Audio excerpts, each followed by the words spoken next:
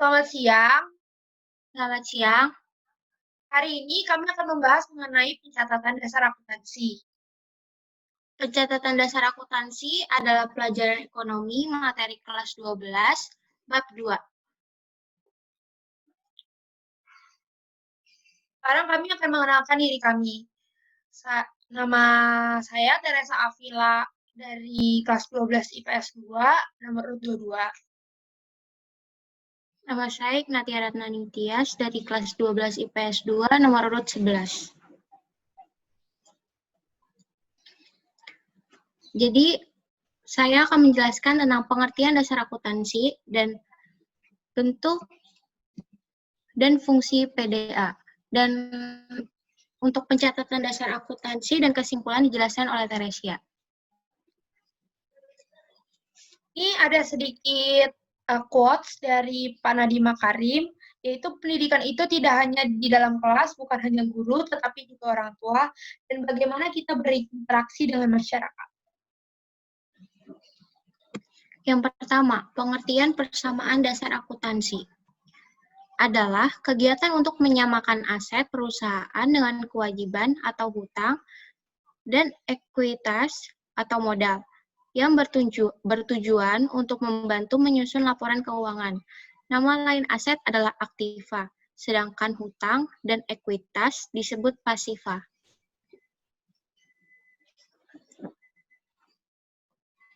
Unsur persamaan dasar akuntansi. Yang pertama ada aset, adalah kekayaan yang dimiliki perusahaan. Contohnya kas, piutang, perlengkapan, peralatan, kendaraan, dan gedung. Ada ekuitas, adalah modal yang dimiliki suatu perusahaan. Beban adalah sejumlah uang yang harus dibayarkan untuk aktivitas perusahaan. Yang keempat, ada pendapatan, adalah uang yang diterima dari pihak lain. Dan terakhir, kewajiban adalah sejumlah dana yang harus dibayarkan perusahaan kepada pihak lain.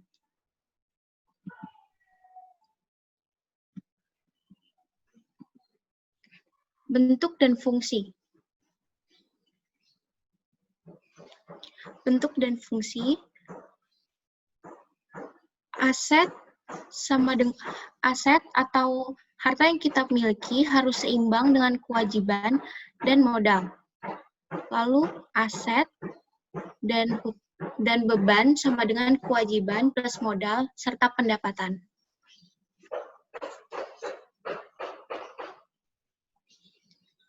Fungsi persamaan dasar akuntansi. Pertama, untuk mencatat transaksi secara sistematis yang nantinya akan dilaporkan dalam laporan laba rugi. Kedua, sebagai laporan pertanggungjawaban kepada atasan. Yang ketiga, untuk mengetahui perubahan harta yang dimiliki suatu perusahaan. Dan yang terakhir, untuk mengetahui saldo antara aktiva dan pasiva dalam suatu perusahaan.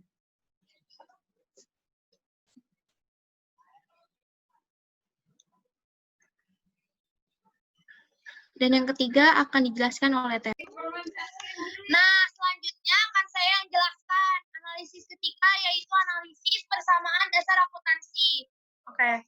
Jadi di sini ada tabel dasar, guys. Nah, tabel dasar ini, jadi tabel dasar akuntansi, persamaan dasar akuntansi ini sebenarnya ada banyak.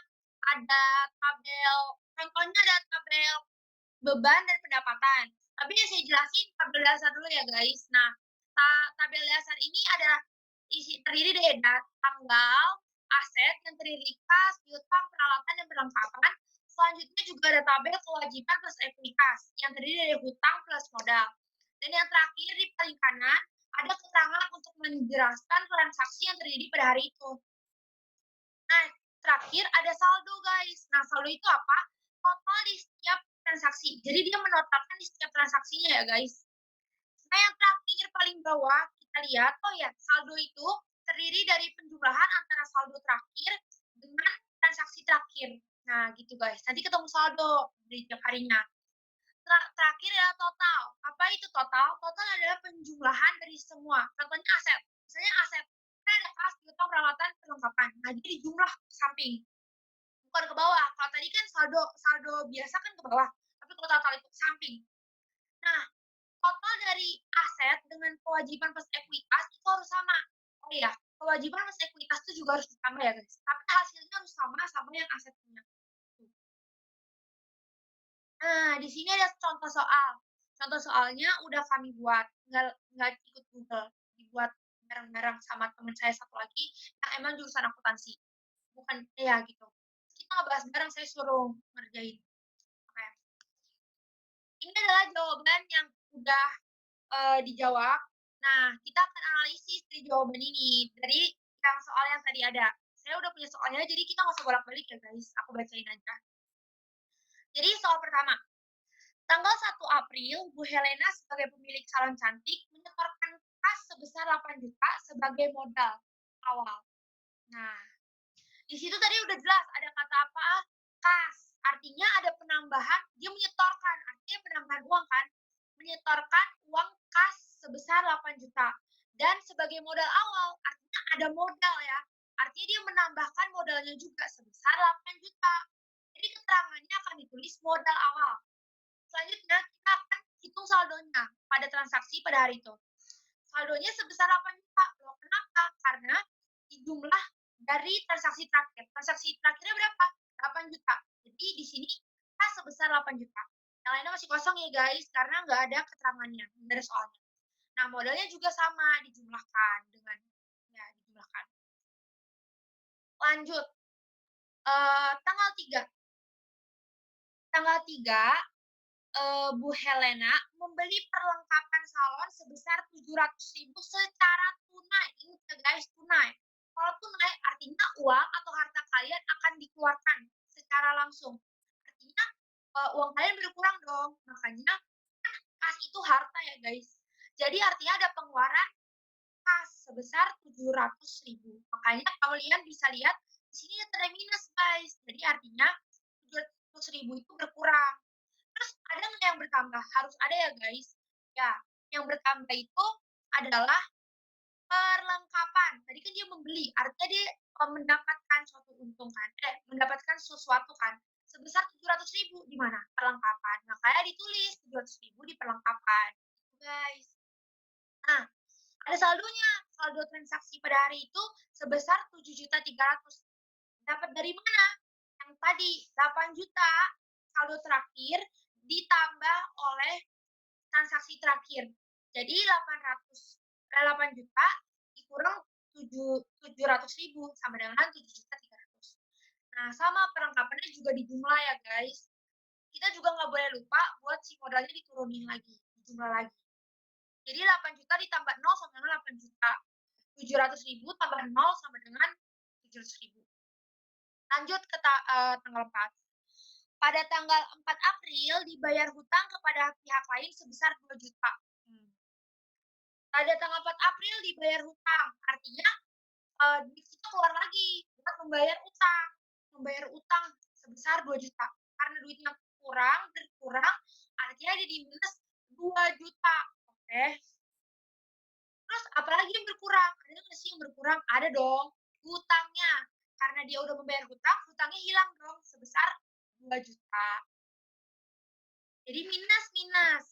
Kita hitung lagi saldonya. Saldo pada hari 4 April adalah sebesar 5 juta pada kas sebesar 5.300.000. Dari mana? Sama 7.300.000 ditambah minus 2 juta sama dengan 5.300.000. Sama lagi 0 ditambah 700.000 sama dengan 700.000. 2 juta minus 2 juta ditambah 0 sama dengan minus 2 juta. Kalian tahu nolnya dari mana? Karena lihat atasnya masih kosong kan? Nah, kayak gitu. Sama modal juga diturunin. Jangan lupa ya guys, 0 tambah 800.000 sama dengan 800.000. Lanjut lagi. Pada tanggal 6 April, Bu Helena membeli peralatan salon secara kredit sebesar 1.300.000. Oke. Maaf guys, tadi ada kesalahan teknis. Jadi kita lanjutin lagi. Kita tadi udah sampai tanggal 6 ya. Tanggal 6 April, Bu Helena membeli peralatan salon secara kredit sebesar 1.300.000. Ayo kita lihat dulu. Oke. Di sini ada keterangan secara kredit. Kalian harus tahu dulu, kredit itu artinya kita nggak mengeluarkan uang secara langsung. Kalian pernah beli dong secara tunai, beli ke warung secara tunai. Ini Bu, 100.000, artinya duit kita langsung keluar. Tapi kalau kalian geser pakai kredit, kalian nggak langsung bayar pakai uang kalian. Jadi uang kalian nggak berkurang. Jadi kalian malah berhutang dulu sama orang. Nah, kalian udah tahu kan, artinya hutang. Artinya masuknya kemana? Tabel hutang, betul. Sebesar 1.300.000. Kalian tulis nih 1.300.000 di kolom hutang. Terus ada nggak sih yang bertambah? Tadi Bu Helena apa? Membeli peralatan. Kalau membeli peralatan, artinya ada pertambahan peralatan dong. Jadi tulis juga ada penjumlahan, jadi dari minus. Jadi 1.300.000.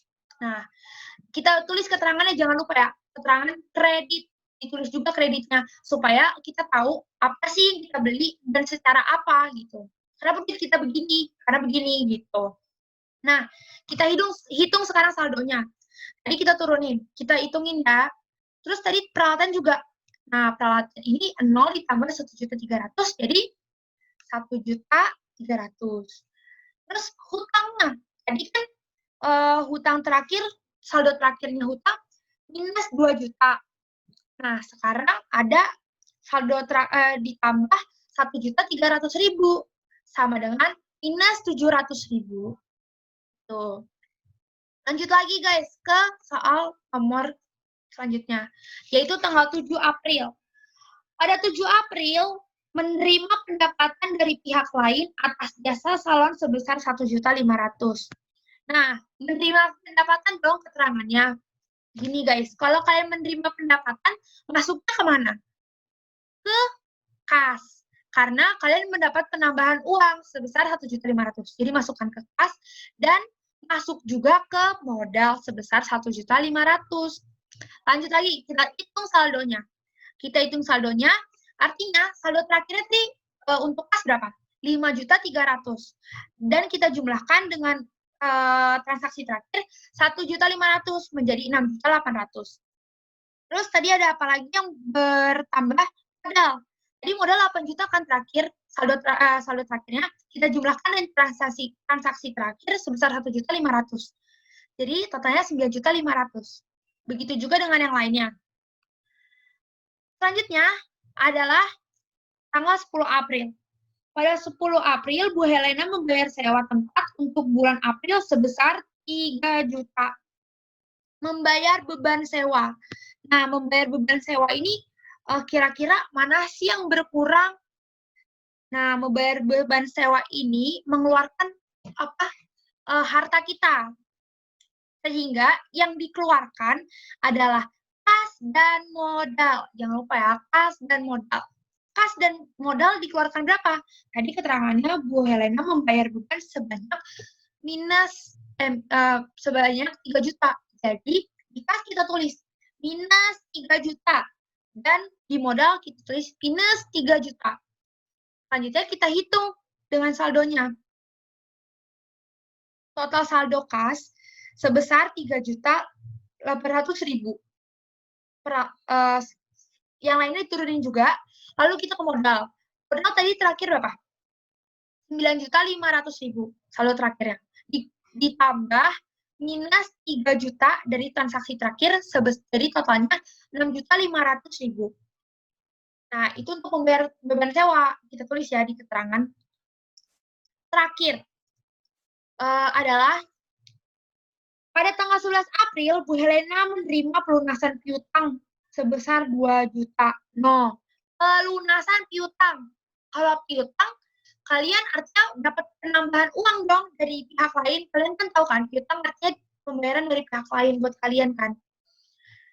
Nah, jadinya apa yang bertambah? Kasnya, karena harta kalian mendapat pertambahan harta. Jadi kalian ditambah nih. Tapi ada nggak yang berkurang? Ada dong, piutangnya berkurang.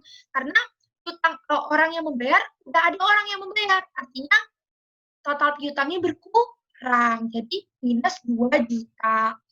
Nah, saldonya saldo kas totalnya 5.800.000. Saldo piutang minus 2 juta. Saldo peralatan 1.300.000. saldo perlengkapan 700.000. Sedangkan kewajiban plus ekuitas itu memiliki saldo hutang minus 700.000 dan modal dengan saldo 6.500.000. Nah, kita hitung guys. Jadi kita hitungnya itu aset sama kewajiban ekuitas nggak digabung, tapi aset tuh sederet sendiri dihitung. Mereka dijumlahkan dari saldo kas, piutang, peralatan, serta perlengkapan dijumlah semua. Dan totalnya ketemu 5.800.000. Nah, tabel sampingnya kewajiban plus ekuitas dilakukan hal yang sama, dijumlahkan juga. Minus 700.000 dijumlah dengan 6.500.000. Totalnya berapa? 5.800.000. Nah, sama kan guys? Artinya kalian berhasil membuat persamaan dasar akuntansi. Oke, kita lanjut ya guys. Langsung ke kesimpulan. Oke, jadi kesimpulannya adalah, oh ya guys, for your information, buat penjelasan, buat yang tadi belum kurang ngerti atau kalian mau nanya-nanya lagi, kan nggak bisa nanya. Jadinya saya mau ngasih penjelasan yang kira-kira kalau masih bingung. Menurut saya ini, saya waktu dijelasin sama teman saya masih kurang jelas, tapi waktu dikasih tahu ini saya jadi ngeh. Soalnya saya banyak nanya. Jadi gini, saldo normal aset seperti kas, piutang, peralatan, perlengkapan terletak di debit. Dia letaknya di debit. Saldo normal beban juga terletak di debit. Nah, tadi kan kita juga ada ya beban ya. Terus jika ada pengurangan, nah saldo normal pasifa itu apa aja? Utang sama modal, itu pasifa. Tadi dijelasin Tias juga kan.